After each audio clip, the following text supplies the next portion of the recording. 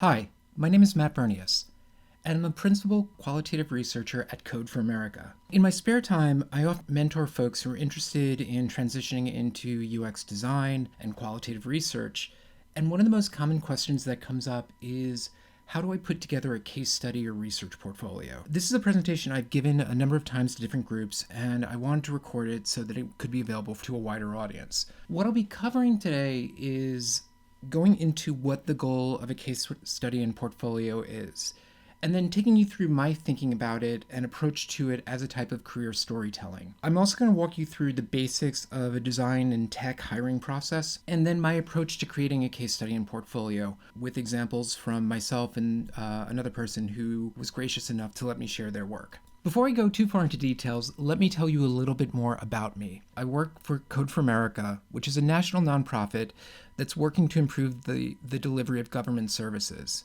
Prior to being at Code for America, I was at another nonprofit in the criminal legal system space called Measures for Justice. And before that, I worked at a design consultancy and as an independent consultant. So what you see there are some of my past clients. Now, part of being at a design consultancy is getting really used to selling your work. We're constantly giving presentations to potential clients. And so a lot of what I'm going to share here is based on what I learned during those years, both selling for Effective and also selling for myself. Additionally, what's not represented here is what I learned in my own job searches. And so one thing I want to say, especially for those of you who are watching this, who are in the middle of your own job search, is I know how difficult it is, especially under current conditions. I applied for more jobs than I ever was accepted to, and in fact gave more portfolio presentations than I ever landed jobs. And I also learned so much from that process, and I'm going to try and share some of that in here as well. So for those of you who are in the middle of the hunt, I know things can be tough, but stick with it. I totally believe you're going to be able to find the position that's right for you. Also, I want to start by giving thanks to a few people who really helped this presentation. So first of all, Sarah Cambridge. Now, Sarah has an amazing piece on creating a portfolio called Making Your Case. It's linked to here. And especially if you're a designer, I would highly recommend taking a look at Sarah's work as well. It really helped me when I started to put together a portfolio, and a lot of the ideas I present here are built off of some things that Sarah talks about in that presentation. Secondly, I want to say thank you to Elizabeth Anderson Kemp, who I co-presented some of this material with at a conference a few years ago. So she was great in helping me form and articulate some of these ideas. Also, a big thank you to Karina Lufgren, who just started as a user experience architect at the Federal Reserve Bank of Minneapolis. Karina is somebody who I did some help with on her research portfolio and resume, and she has been incredibly gracious and is going to allow me to use her online portfolio as an example because I don't have one. And finally, a big thank you to EPIC, and in particular Jennifer Collier-Jennings. EPIC promotes the practice of ethnography and ethnographically inspired methods in non-academic settings. So industry, organizations, nonprofit work, and communities. If you're a qualitative researcher, I highly recommend taking the time to learn more about the organization.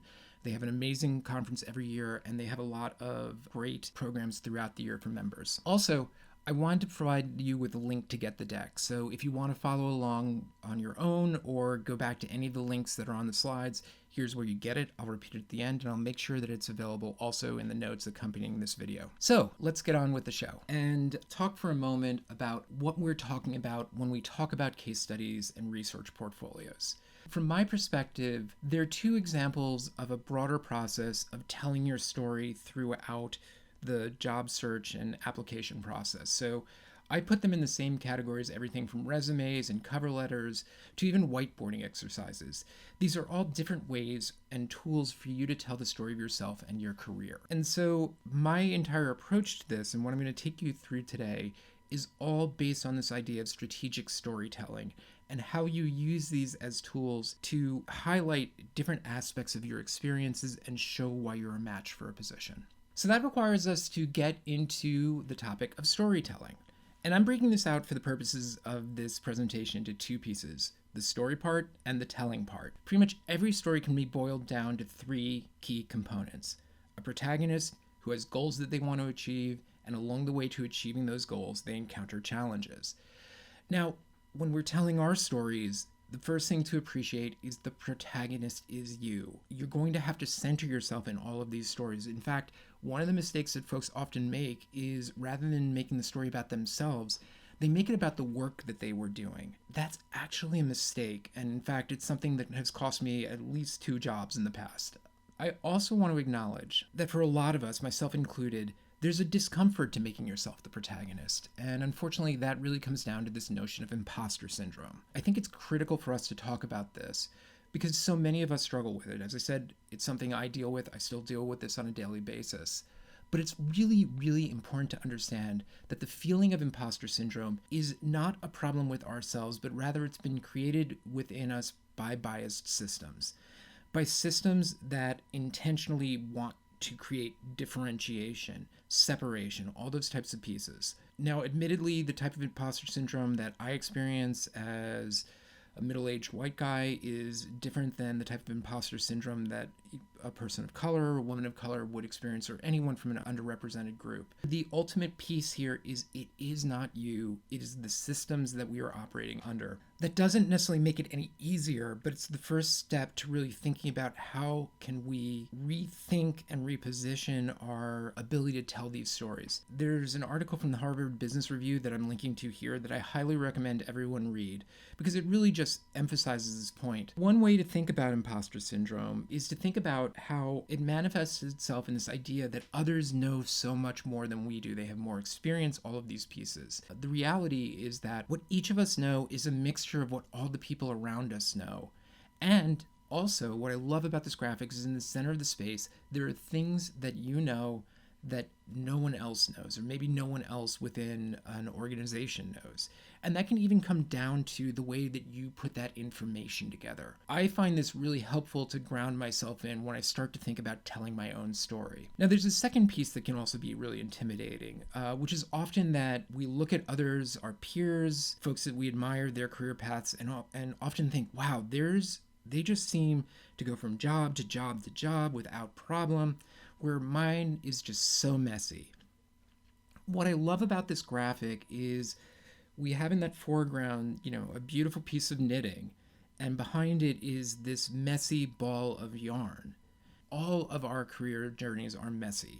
It's in the storytelling, it's in the crafting that we can smooth out those bumps, or choose to leave them in. And kind of as a spoiler, when we get to the latter part of this presentation, I take you through my presentation that I made to Code for America. I actually intentionally leave some of the bumps in. Ultimately, the key thing to appreciate here is that we can use portfolios, case studies, all of these pieces as a way to take that messy journey and create order out of it that's going to help us land a position.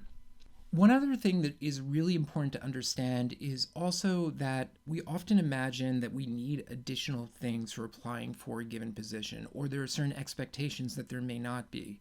When I look at the expectations that are on people entering into UX or UX research across a career, I break things down in this way. So that folks who are early on in their careers, maybe just coming out of college or a boot camp, or even within the first few years, I'm not really expecting when I review somebody's resume for them to have a ton of experience. What we're more looking for are, do they have core skills with limited experience? What is their capacity for growth? What is their capacity to ultimately move in a direction that is going to work, knowing that we're going to have to spend time helping them make those steps?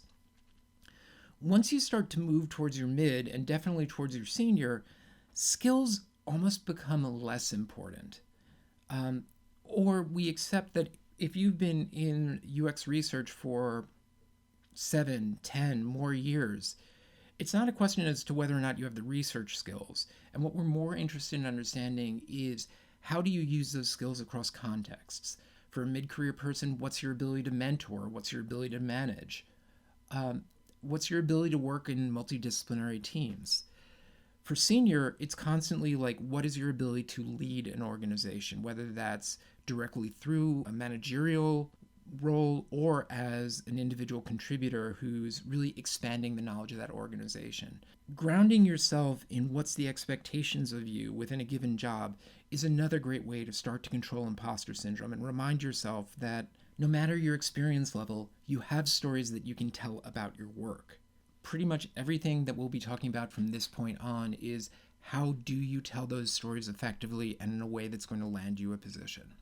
So if we talk about the foundation of the story, it's ultimately the protagonist, like I said, has a goal and they achieve the goal.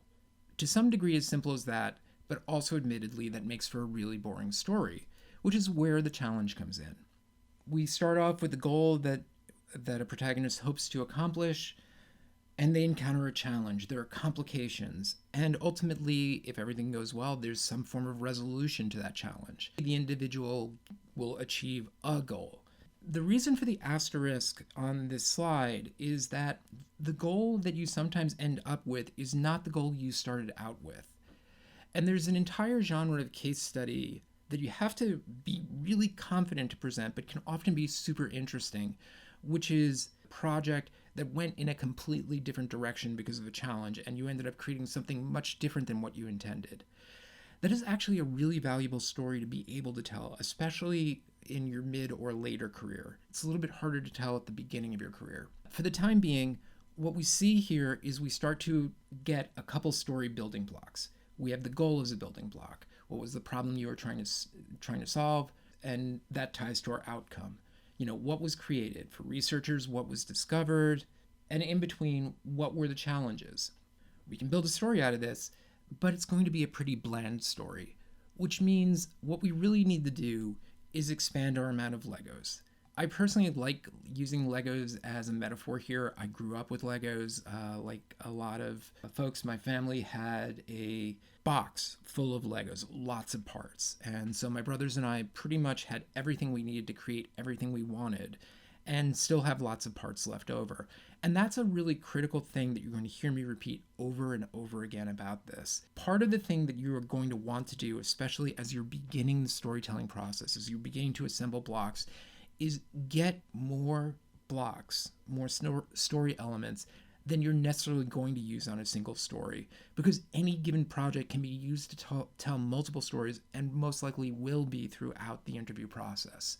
In terms of cataloging and organizing your story Legos, in addition to the ones that we just talked about, we want to answer all of these questions. And so this is a point where I really encourage folks to, in whatever document you prefer, whether it's pen and paper or a digital document, for each of your projects, take a couple sessions. Don't try to do this all at once, and try to answer all these questions. Who was the work for? What was the goal? What were the general approaches that were taken? What was your role in the project? What methods and tools did you use? How long did it take? What were the challenges? What were the outcomes? What was the impact of the work? And what did you learn? Now, many of these categories will likely have multiple items in them, and that's intentional. Like I said, this is to assemble as many blocks as possible. In doing this, my recommendation is to try to keep things in fragments. Don't worry about writing the narrative yet. This is simply about assembling Legos. Do this over a few days. Because what you'll find, especially with older projects, is you need that reflection time to remember additional details about them. Getting these all into one space is just such a great way to then be able to take a step back and think about how you want to tell different stories from the same project. This process often gets into a challenge for folks, especially folks coming from academia, which is how do you deal with big projects? For example, dissertation research. My background is in anthropology, so I typically immediately think of like ethnographies. Dissertation ethnographies, or the research that goes into a dissertation, can happen over the course of at least a year, if not years. The critical thing to remember, and this is true for any type of really in-depth big research piece, is ethnography isn't a single research method, and very few research projects ever involve a single research method.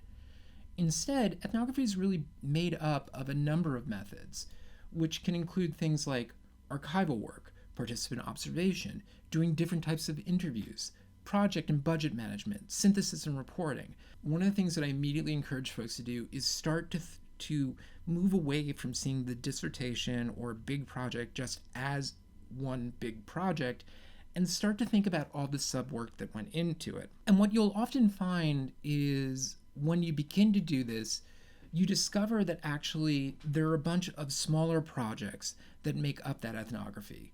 So, for example, you might do one research engagement and you're doing participant observation and interviewing. You do some synthesis, even reporting, even if that's to yourself. And based on the findings from that bit of research, your question changes, your approach changes, maybe your site changes, and that kicks off a second project. And you go through the same cycle, and that kicks off a third project. And so seeing the ethnography or whatever research project that you have as a series of potentially linear or potentially non-linear small projects is the way that you're able to start to break up something really big into something small. What you want to do here is just take some time before you worry about the storytelling, categorize, organize your Legos, get them together. There are a couple things that will, again, help you in this process. Don't wait until the project is done to think about how you will tell its story. For any active project that you're doing, going through all of those steps while the project is underway. And that's not only for hiring purposes, but honestly, that's going to assist you when you're doing any type of internal or external reporting on the project. Likewise, document everything. Be really good about collecting process artifacts that can go into presentations and portfolios throughout the process, whether those are photographs if you're in the field or different iterations of outputs. For UX folks, this is super easy. What are all the changes that happen in your wireframes, into your visual comps? But even for researchers, this could also be like collecting your scripts or your protocols and all those pieces. Or if you use sense-making tools like Miro or Mural to do any type of whiteboarding exercises, make sure you're taking screen caps of those. Break big projects into multiple phases and separate stories. And remember throughout all of this that projects can be used to tell multiple stories, so break them out into as many Lego pieces as possible. Once you've done all this, we can get to the fun part of this, which is starting to think about how do we actually start to assemble those stories. So now we get to the second half of storytelling. We've got all the elements that we can tell a story with. Now we're getting to the telling part. And the telling part really involves two folks in particular. It involves our storyteller and it involves the audience. So again, the storyteller is you. If we're talking about the hiring process, there are actually multiple audiences that are going to be involved. This is the moment where we get to a really, really important part of all of this, which is to understand that when you're telling your story, especially if you're involved in like UX research or qualitative research, I like to think about it as being stories all the way down. And think about this in terms of there's a meta aspect to career storytelling, which is that your ability to effectively tell your story, the story of a project, these pieces, helps me as an interviewer understand your ability to tell the stories of others, the stories of your research, to communicate research findings. A mistake that folks often make is that they get so far into talking about the project or into the domain space that they end up not really telling the story that they want to tell or telling the story that their audience is looking for them to tell. And I'm going to get into what that means in a sec. But again, I want to remind you, this is really, really common, especially for early career folks, even mid-career folks. As I said, I have lost 2 jobs because I got far too much into methodology and not enough to keeping to the larger, more important aspect of the story. So to understand your audiences, you need to understand the hiring process. What I'm going to take you through is a general tech organization hiring process. This is also going to work for a lot of design organizations. Some other large businesses will fit something along these lines. Again, this varies from organization to organization based on size. I think this is a pretty good framework for understanding a lot of how these things work, which is that you send your application packet in, your resume, cover letter, they may be requesting a portfolio or case studies, those go in as well. And so the first step is that your application packet is reviewed. That means that a reviewer is giving it about 3 to 5 minutes, if you're lucky, going through all of those materials and quickly vetting you to make sure that you meet the base requirements of the job. If everything looks good there and you've been able to successfully communicate all that in that 3 to 5 minutes, then you're passed on to a recruiter call and you're going to talk with the recruiter. It's typically 15 to 30 minutes. Again, these people may or may not have technical background. We'll get into them in a little bit. But really the function is to verify everything that we saw in the resume and make sure that you feel like you're a fit for the organization. Now that's what that means is going to change from organization to organization. This is an individual who is now diving in a little bit deeper, making sure that you're a good fit before you get passed on to your technical interview. Now, the technical interview is often with a person who's known as a hiring manager or somebody who's involved in the hiring process. It's going to range from 30 to 60 minutes. This is now with somebody who is a discipline expert like you. And so, whereas up until this point, you're not necessarily sure that somebody understands the ins and outs of your practice, this is the point where you get to have that discussion. Now, you still have to convey things, but you're at least talking to somebody who speaks the same language as you. Depending on the organization, you may sometimes have a portfolio review before that. Sometimes it comes after the technical interview. With us at Code for America, it typically comes after the technical interview. And this is where there's a take-home exercise, or they bring you in to talk through a number of case studies to really help assess your skill. Sometimes it happens on the same day as the team interviews. Other times it doesn't, especially now that everything's remote. Things have shifted around quite a bit. This is going to be the section that we're in particular going to be focusing on for the rest of this. And then what follows the portfolio review, if everything has gone well, is team interviews and hopefully reference checks. The key thing to keep in mind is across these 5 stages, you're going to be constantly telling your story. And this is where constructing different versions of your case studies and portfolios will come into play. There are 3 primary audiences that are taking part in this process. First is the recruiter. And the most important thing to understand is the recruiter is a specialist in hiring people and getting them through the hiring process. And so they are your best friend and an invaluable resource because they want you to succeed. When you have questions about how best to tell your story, what an organization values, the first person to go to is the recruiter, and they will provide you with a lot of information about that. The key thing to remember is in most cases, these are people who are not experts in your field. They're experts in recruiting. Then you have the hiring manager, and that's the person who's responsible for making the final decision. They're often the person who's doing the technical interview. And so again, this is somebody who is in your domain space. They're trying to figure out whether or not you're going to be a good fit for the organization, and specifically often for their team. And then finally, you have folks like me who are your peer evaluators. There are other individual contributors, and they're really interested in understanding what would it be like to work with you as a colleague. Now, the application reviewers are often a mix of these. Sometimes it's just a recruiter that's doing it. At Code for America, again, it's actually the peer evaluators that are going through resumes. In terms of those audiences' needs, we're listening for are things like, is the person able to communicate the base skills and organizational fit we're looking for as part of that application review? And again, you got about 2 to 3 minutes to do that, maybe 5 if you're lucky. For recent jobs, we've been going through up to 200 applications, so we have to process through them fast. So anything you can do to make it easy for us to see that you have that, the better the chance you are that you're going to get passed along. The recruiter, when they're talking to you, is can this person communicate their skills and organizational fit in a general sense to somebody who is not necessarily a practitioner in your specific area. The hiring manager is increasingly focused on how would you work within this team, and peer evaluators are, does this person have the skills and working style to fit our team or organization? So for example, a product owner is really interested, are you going to be able to return product ideas to them? This gets us back to our story framework. From describing goals to the complications, to the challenges, to the resolution, to the achieve the goals, is what our real focus on is how we use all of these to create stories that highlight a specific skill or experience that's pertinent to the role.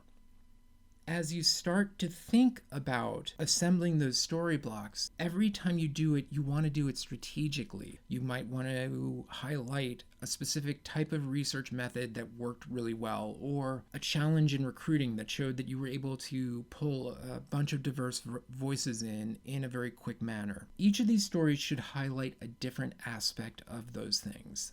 So once you've decided what skills or experiences you want to highlight, the other thing is then to think about the format of the story. And ultimately, in my mind, they boil down to 2 types of formats. You have your online or PDF case studies and portfolios, and these are intended to be able to be shared without you present. Now, the key thing to understand about this is when somebody is looking at your case study or portfolio, they're really early on in the process, which means they're probably only going to be looking at it for 5 minutes or less. Much like academic grant writing, the secret to it isn't to be super creative. It's actually to make it very easy to read and very easy to scan. With those, you want to make it as easy as possible for somebody to vet you. You want to signal that you know the job's domain and that you, again, check all those initial boxes. Whereas the in-person presentation, you have more time for, and you want to clearly communicate that you understand the needs of the job, you have the skills to match, and ultimately, what is it like to work with you? What is it that makes your process yours? The key thing to understand about that presentation is even though most of the times they're booked for anywhere from 45 minutes to an hour, you want to make sure that you are able to tell the key parts of your story in 30 minutes or less. The reason for that is that it's much better to tell your story quickly and leave room for questions than it is to have reviewers like me very nervously looking at the clock and wondering when we're going to have to jump in to tell you we actually need you to wrap it up so we can at least ask you a question or two before the interview is over. Let me dive into some ways that stories can manifest along these lines. And the first one I want to show you is an example of Karina's online portfolio. As I said, I don't necessarily think an online portfolio is something that everyone needs. I do think it's useful to do, if for no other reason, because it's giving you a chance to build this storytelling practice so that by the time you get to the interview or the portfolio presentation, you know how you're going to be able to present things. As I mentioned, Karina is still pretty early in her career, so she doesn't have a ton of pieces. I'm not expecting her to have a bunch of pieces. What I really like about this page is the simple, consistent design and the fact that she calls a few things out. Each of her projects has a title. I can immediately see what type of client it was done for. And this, I think, is one of the most important things for me as a reviewer. Before I click into any of these, I get a sense of what methods are being used for each of these. Why that's important is, again, I don't have a lot of time to spend reviewing a portfolio. There will typically be things that I'm looking for a given position. So knowing that if I'm looking for usability, this is a story to take a look at. If I'm looking for prototyping, I should be looking at teaching foundations. That's really critical for me. And then I also appreciate that she has a very, very quick summary there that gives me a sense of what the project's about. That's allowing me to kind of confirm, yes, this is something I should read, or no, maybe I should move on to something else. When we dive into Karina's stories, each of these have a really nice layout that, again, makes it super easy for me to scan and understand where I should go to, so I can take a look at what the client and the challenge is, get a sense of what the solution she and her team chose for that challenge, what methods were used, what tools were used, kind of looking at some of the demographics, some of the aspects of human-centered design that were being used in here, and then what next steps would come out of that. Next steps is a great way to talk about impact or just give a sense of where is the work going. And as I move through each of these, there's a consistent repeating of all of these elements. And so that's going to allow me to be able to really quickly look at these. Again, only spending a few minutes on each one, maybe even less than a minute, but just getting a sense of, okay, I get it. I got an idea of what she did with this. This is something that speaks to the job role. This is something that doesn't. Now, one thing I'm going to say that I also really like about Karina's projects is that if we go back to that project page, each one of these emphasizes something a little bit different. And so because of that, it allows me to kind of look and get a sense that each one of these is going to tell me a slightly different story. One of the critiques I have people who come out of a boot camp is often every one of their portfolio pieces tells the same story over and over again in excruciatingly long detail. So everyone is going to show me, here's the upfront research we did, here's all of our wireframes, here's all of our that, here's all of our this, and basically overwhelms me. This gets back to the idea of keeping these types of stories incredibly short. So I'm going to get back to the presentation, look at a different way of telling a story. And let's say instead of doing an online portfolio, you want to do something more like a case study from some work that I did for Mozilla and their open source student network. And you'll see, again, here are those story elements. Articulate the challenge, articulate the approach, articulate the methods. What were some key learnings that came out of the study, the impact, and on the opposite side, some of the artifacts from that study. Now, the reason I'm highlighting this is I actually don't typically share case studies. It's not as important in the type of work that I'm applying for. However, this is a prime example of this story being one that I will tell, and I'm going to show you how I told in one of my interviews with Code for America. Let me take you through my portfolio presentation at Code for America and just give you a sense of how I put it together, why I put it together in this way, and hopefully get you thinking about some things about the way you could present some of your work.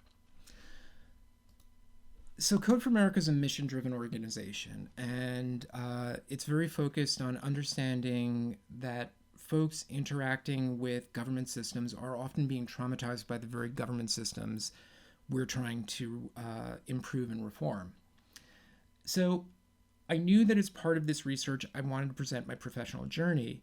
And I also made a decision, and this is something I've kind of committed to as a senior researcher, to not just to avoid telling my career journey in a really straight linear path. And so I talked about how my career began at RIT, and then I did my undergraduate there. That got me a gig doing early digital camera work at Kodak.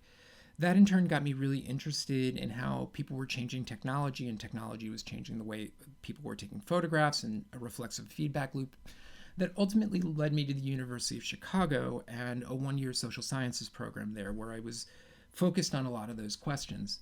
My goal had been to return to Kodak's and work in the research labs, but Kodak was already beginning its downward spiral, and so that did not happen. Instead, I ended up kind of unexpectedly at RIT teaching for a number of years. And at that point, I thought I was going to continue on in academics, and so I actually then went to Cornell, where I was in the PhD program as a student. And unfortunately, a lot of things happened during those years of my life and ultimately led to a mental and emotional breakdown. And I left the PhD program without getting a PhD. And the next few years of my life were spent really trying to work through the trauma and the failure that happened there. Ultimately, that included working in retail at Pet Savers, and which turned out to be a really amazing experience and really helped me rethink my idea of how to conduct research in spaces, which then led me ultimately, after a number of tries and failed attempts, to moving into a design research role with Effective, and then after Effective with Measures for Justice. And that, in fact, led me to today, or the today that I was presenting this. So this is where I get back to saying it's up to you how messy or smooth you want to make your career journey and why. I think it's really important to talk about nonlinear career paths, and so that was my decision. That doesn't necessarily have to be yours. After that, I then grounded my audience in what my research philosophy is. And the key thing that drives my research philosophy has been this quote, that the great name of research is not knowledge, but action. This is based on a Herb Spencer quote. And I think this is really critical and honestly is one of the most important aspects of building the stories for your portfolio, is that everything needs to focus on what action came from the research. How did the research lead to change? Rethinking a problem, shifting a space, doing something along those lines. This is what I mean when I say if you end up focusing too much on the methods, you often miss the action. And that's actual direct feedback I got from a job interview that I did not get. So that's something I want to keep in your mind. The other key research philosophy I wanted to ground with was this quote from Tim O'Reilly, that you find the hat to fit the head, not the head to fit the hat. And what I meant by that is I'm a big believer in mixed methods research, in trying to think through what not just research methods, but even sharing methods does a particular problem require.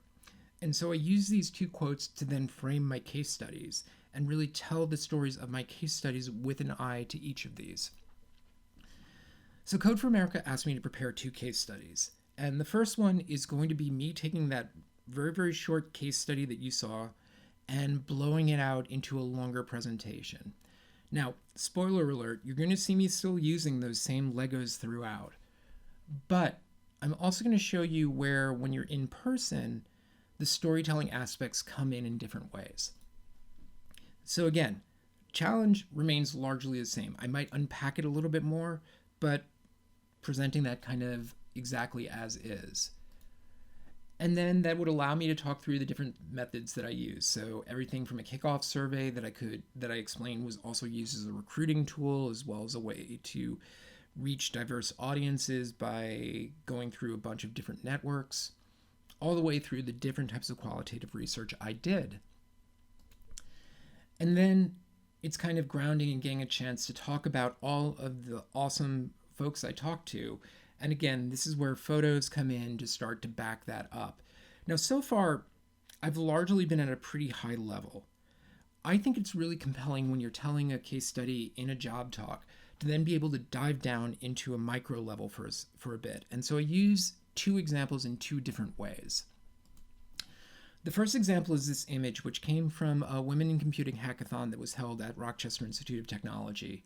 And the woman in red in the foreground, Jenna, was a representative Red Hat, and she was judging the open source contest there.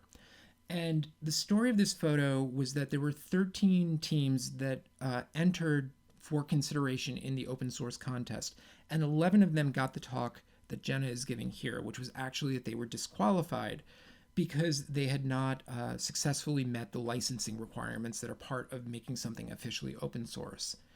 And why I love this story, and where I think it's a great case of just talking about why you want to go to the field or the type of things you're looking for in the field, is that the young woman in the pink hoodie across from Jenna said at the end of this talk, "Wow, you have taught me more in the last 2 minutes about open source than I've learned in the last 4 years of college."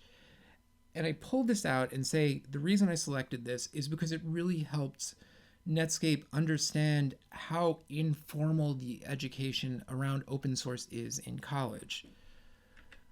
Likewise, I talk about how I look for moments in interviews like these, which really deliver important insights. So this is Brandon. He's a student at he was a student at Ohio State University. He was the head of their open source club. And in the middle of the interview, he said, one of the things my dad always asks me is, how can you pay off your student loans by writing free software? And he would later say, I can understand how to answer this question, but a lot of my fellow students can't. And this is the point where in my portfolio presentation, I pause and I say, the reason I selected this slide is this is exactly the type of insight I look to deliver to a client. Because at Mozilla, you have a staff of people who've been employed for years, making a pretty good living, writing free software. So this is exactly the type of question they don't think about because they're so enmeshed in the process. Whereas for the average college student, they can't answer this question. And they're dealing with the pressures of student loans, parents asking these sorts of questions. So if you're going to be developing a club solution or a solution for students, this is exactly the type of problem you need to answer. At that point, after being kind of deep and relaying these 2 research stories, I then expand out to a higher level and talk, for example, about the types of interview summaries that I do. So, for example, this also gives me a chance to say I don't actually like personas. I think they can be super problematic. So I much rather like representing the folks in the interview and trying to think through their perspectives rather than trying to create archetypes or other types of humans, design artifacts like personas. Or that when I'm reporting out, I really like to try and identify key points like what's a barrier, like intimidation, presenting a little bit of summary, the words of the folks I'm interviewing, and then often, if I can, some call out quotes, which really just ground things more. I also talked about how all of this led to a design workshop where we did a lot of different exercises, included storyboarding and a lot of collaborative building from these findings, with ultimately the goal where it resulted in the development of a new organization by Mozilla that ran for a number of years as they were trying to figure out if this was the right solution for that space. All of this, and in each step, is really talking about the way that I approach the process, using the story of this project as a metaphor to talk about it. Now, my second case study was work about measures for justice. For the sake of time, I'm going to move through this really quickly, but I want to just point out that here, my goal in telling the story was much more about showing that I knew about the criminal legal system space, and that because of this role that I was applying for and at the job talk for was specifically in this space, that I had the necessary knowledge to hit the ground running. So a lot of the upfront part of this was really talking about my understanding of the criminal legal systems, because, for example, it's not system, there's not a single one. It's also not a criminal justice system, because ultimately justice is rarely the outcome of what happens. Talking about how every state and federal jurisdiction has different laws, which means, and because they all play out at the individual county and district level, we have actually over 3,100 criminal justice systems in the criminal legal systems inside the United States. And just the process and all the other pieces that come into this. So all of this was really more to set up that in addition to being a research expertise, because this job was looking for someone with domain expertise, I had the domain expertise necessary to do this. Now, in a different type of presentation, this might actually go in an appendix, and I'm a firm believer of an appendix. I'm going to show you how I use it in a sec. But a lot of these were just simply to show my process and talk about the approach I was using to solve a problem. Part of the reason why it's this abstract is I was not in a position where I could externally actually show what the work looked like. So I could talk to them, to each of these pieces, but not necessarily show any actual artifacts, which is a challenge, but this is one way to get around it. So by the time I was presenting at Code for America, we were in step 3 of this, and I could talk about how we got there and what they could expect to see once the process was complete.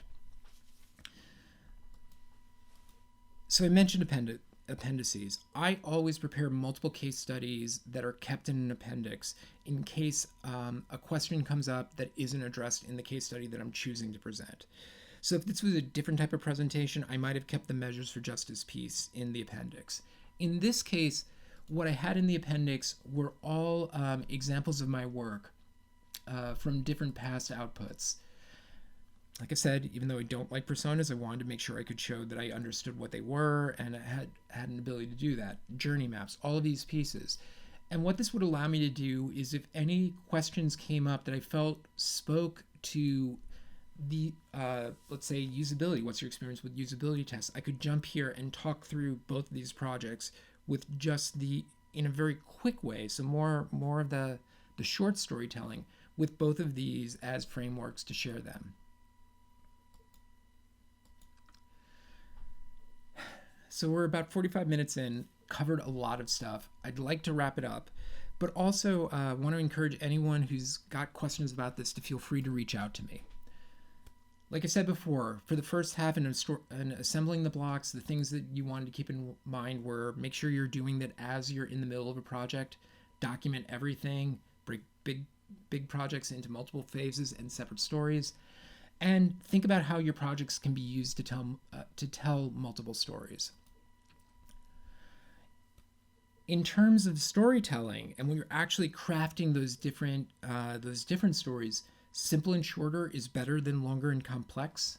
So try to keep it short, always leave room for questions, always have more stories in your back pocket. Always review the job description, make sure your stories align to it. And this is actually super important, that you need to get familiar with the language of the organization that you're applying to. So even if you did ethnography, take time to understand what it means to do contextual inquiry and be able to talk about your ethnographic work in the context of contextual inquiry. Likewise, actions are more important than methods, especially as you progress in your career. And remember, be able to tailor your stories to your audience, and most importantly, be able to communicate to people who are not in your field. So, with all that in mind, we've reached the end. Again, if you'd like a copy of this deck, you can grab it right there. If you have questions, feel free to reach out to me via email or on Twitter at Matt Bernius. I'm also on LinkedIn. Feel free to connect with me there. And finally, in addition to this, I've been building out, or really more accurately, curating a crowdsourced listing of resources that's available at this second bit.ly. It's everything from understanding what civic tech is, to what organizations and what jobs are available, to transitioning from academics into UX and UX research, to other topics like trauma-informed design and alternatives to design thinking. If any of that interests you, please take a look at the list. If you have a great resource that you don't see there, please add it to it and pay things forward. Beyond that, good luck. I know you're going to be able to tell your story excellently,